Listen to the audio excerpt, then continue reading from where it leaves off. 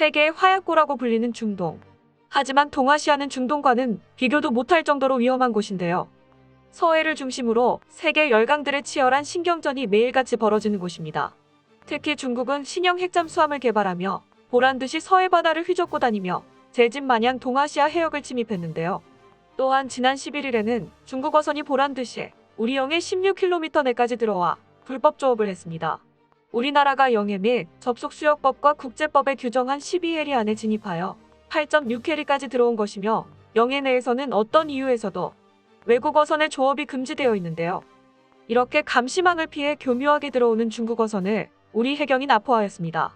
이 일에 대해 화춘잉 대변인은 우리나라 정부의 불법을 저지른 어민들의 법적 권리를 보장하라면서 적절한 조치를 취하라는 압박을 가했는데요. 이 같은 소식을 접한 중국 네티즌들은 중국 당국의 입장과 달리 불법 어업을 인정한 반응을 보였습니다. 중국 어민들의 불법 어획 문제가 여전히 심각하네.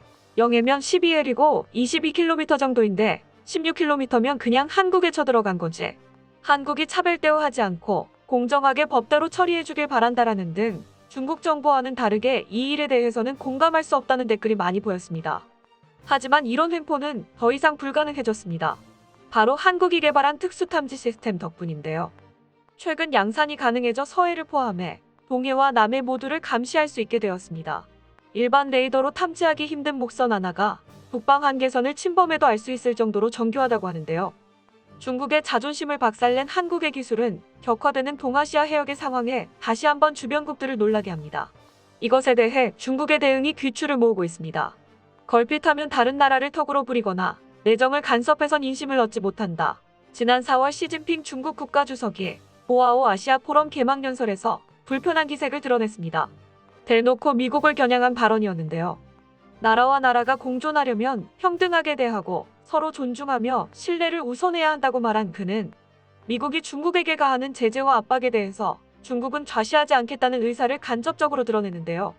하지만 중국의 이 같은 행동에 미국은 코웃음을 칠 수밖에 없었습니다.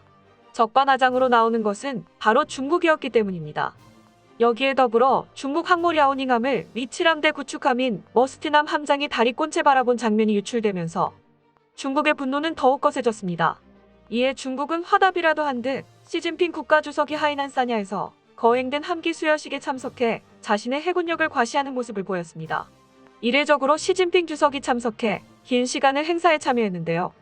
항모 함장의 사진에 반격하려는 듯 최신 잠수함 발사탄도미사일의 발사대 위에 서 있는 시진핑 주석의 모습을 오랜 시간 비추면서 미디어를 통한 자존심 경쟁이 붙었습니다. 시진핑 주석이 참석한 행사에는 중국 최신 기술이 집약된 잠수함들이 미디어를 통해 선보였는데요. 공구사형 전략 핵잠수함 창정 18호, 055형 1만 2천 톤급 미사일 구축함인 달해남 등이 위용을 드러냈습니다. 이번에 새로 건조된 중국의 신무기들은 중국산 최첨단 무기체계를 탑재해 시 주석의 강한 반미 의지를 보여주고 있다고 말합니다. 특히 중국에서는 국영 조선소의 역량과 과학기술 수준을 보여준 것임을 강조하며 남해 함대 사령부에 배속된 것을 강조하면서 대만을 포함해 향후 미국과의 대치에서도 밀리지 않을 만한 퍼포먼스를 갖추었다는 것을 의미한다고 밝혔는데요. 서방에서는 아직 중국의 건조 기술이나 시스템은 미국에 견줄 만한 수준이 아니라 이류 수준에 불과하다는 평가를 매기며 박한 평가를 남겼지만 양적인 확대는 무시할 수 없는 수준이라고 밝히며 특히 중국의 핵잠수함 건조 능력에 대해 두렵다는 의견을 남겼습니다. 이번 행사를 통해 중국의 핵잠수함 건조 능력이 주목을 받은 것인데요.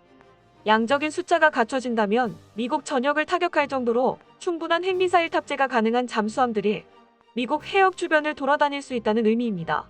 이는 한국에도 불편한 상황인데요. 안 그래도 서해를 중국의 안방 마냥 사용하던 중국에선 거리낌 없이 핵잠수함들을 출격시키며 다른 국가의 해역을 침범하곤 했습니다. 이런 중국의 무례함에 불편한 상황이 아닐 수 없습니다. 하지만 이러한 중국의 핵잠수함 침입을 사전에 파악할 수 있는 시스템이 도입된다는 소식이 들려왔는데요. 이 시스템이 한국의 새 해역에 본격적으로 설치된다면 동아시아의 힘의 균형을 무너뜨릴 수 있는 일입니다. 방위사업청은 지난 14일 LIG 넥스원과 1640억 규모의 해상감시 레이더2 양산 계약을 맺었습니다. 이 레이더는 해안과 섬 지역에 설치해 공기부양정과 고속정 등 해상에서 움직이는 함정을 탐지할 수 있습니다. 또한 저고도로 비행하는 항공기도 탐지가 가능한데요. 중국이 종주국 자리에 있다고 할 수 있는 위그선도 이에 포함됩니다. 위그선은 해면 위그 효과로 배이면서 비행기로 볼 수 있는 운송수단인데요. 위그선은 우리나라 해병대에서도 운용을 고려할 정도로 상륙작전에서 효과적인 모습을 보이며 위그선에 미사일을 달아 운용할 수도 있습니다.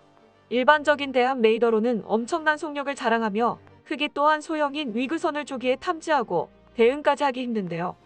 중국이나 북한이 위그선과 공기부양정을 적극 활용한다면 우리 해안선 방어가 어려울 수도 있었습니다. 하지만 이번에 개발된 해상감시 레이더는 이 모든 고민을 한 방에 해결했는데요.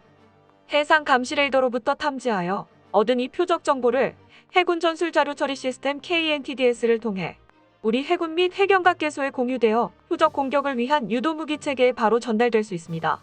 기존 레이더는 가까이 붙어서 이동하는 함정 두 척이 한 척으로 인식되어 제대로 숫자 파악이 안 되는 경우가 있었는데 이번 신형 레이더는 각 표적을 분리해서 인식하는 분해 능력이 높아져 정확하게 수치를 파악할 수 있게 되었습니다. 또한 강풍이나 태풍과 같은 외부 영향을 거의 받지 않아서 경계 감시 임무에 탁월한 성능을 보이는 제품이며 레이더 안테나를 보호 덮개가 둘러싼 레이돔 형태이기에 강풍에 흔들리지 않아 24시간 감시가 가능합니다. 또한 덮개 덕분에 열과 충격에도 강한 모습을 보여 외부 이물질에 의한 파손을 최소화할 수 있다는 장점 역시 존재합니다. 이번 레이더는 북한 감시를 위해 제작되었는데요. 한대동의 북방 한계선을 통해 한국으로 침입하는 목선을 잡아내지 못하여 우리 군은 국민들의 질책을 많이 받았는데요. 이는 기존 레이더의 한계를 극복하기 위해 제작되었습니다. 덕분에 목선이 조금만 움직여도 잡아낼 수 있을 정도로 개량이 되었다는데요. 일각에선 2km 밖에 수영하는 사람까지 탐지할 수 있다는 평가가 있습니다. 부수적인 효과로 중국 함선을 포함해 서해상을 헤집고 다니는 잠수함까지 탐지해낼 수 있게 되었는데요. 이번 레이더의 도입은 기존 한국이 개발하고 있던 항만감시 체계의 마지막 퍼즐이 되었습니다. 한국은 외부의 침입에 적극적으로 대응하기 위한 항만감시 체계 통합 시스템 구축을 추진 중에 있었는데요. 기존 시스템은 항 주변의 다양한 수준의 감지기와 전자광학 장비를 조합해 물체를 탐지하는 수준이었습니다. 수중 감지기의 경우 수중 이동 물체에서 발생하는 음향 신호를 분석하고 탐지하는 용도였는데요.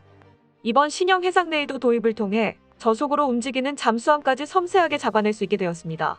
중국이 자랑하는 핵잠수함 창정 18호는 저속 주행으로 감지가 어려운 특성이 있는데 만약 창정 18호가 한국에 침입한다고 가정하면 한국에서는 통합감지 시스템으로 이를 잡아낼 수 있게 된 것입니다.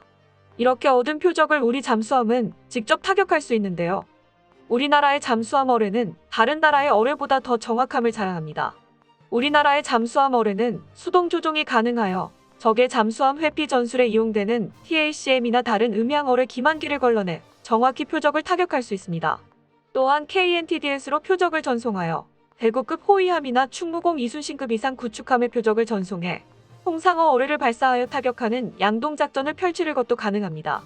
여기서 그치지 않고 타격 시스템까지 연결되어 있기에 잠수함에 대비하여 항모가 출격하거나 미군에 바로 연락도 할 수 있는 등 중국의 사전 공작을 완전 차단할 수 있게 된 성과라 볼 수 있습니다.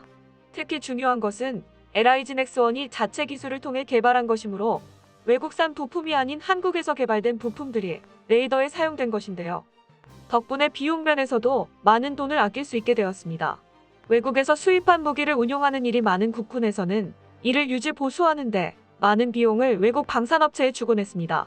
하지만 코로나 덕분에 유지 보수가 어려워지자 한국에서는 많은 부품들을 한국산으로 교체하기 시작했습니다. 특히 기술력이 좋아지면서 한국 방산업체에서 생산한 메이드 인 코리아 제품들이 오히려 외국 제품들보다 품질이 좋다는 사실이 알려지면서 점점 자주 국방의 모습에 가까워지고 있는 상황입니다.